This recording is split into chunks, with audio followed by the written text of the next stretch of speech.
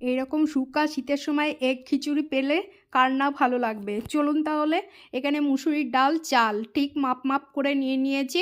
এবার কড়াইয়ের মধ্যে দিয়ে নিলাম কাঁচা পেঁয়াজ, টমেটো, রসুন, পেঁয়াজকলি, আদা বাটা, জিরে, ধনে, হলুদ, লঙ্কা, চিনি, লবণ, সর্ষের তেল সব একসঙ্গে, তেজপাতা, এলাচ সব একসঙ্গে দিয়ে মাখিয়ে গ্যাসের মধ্যে বসিয়ে নিলাম। নাড়াচাড়া করে নিলাম, দেখতে পাচ্ছেন। এবার উষ্ণ গরম জল দিয়ে নিলাম, আবার নাড়াচাড়া করে নিয়ে গ্যাসের ফ্লেমটা বাড়িয়ে ফুলকপি দিয়ে নিলাম। আমি ফুলকপিগুলো ভেজে নিয়ে সব কিছু কাঁচা সবজি দিয়ে নিলাম। এখানে একটা বাটিতে লবণ দিয়ে আমি 4খানা ডিম নিয়ে নিলাম, তাও বসিয়ে তেল দিয়ে ডিমটাকে ভেজে নিলাম লম্বা করে রোলের মতো, উল্টে পাল্টে মানে 4টে ফোল্ড দিয়ে নিলাম। এবার তুলে নিলাম।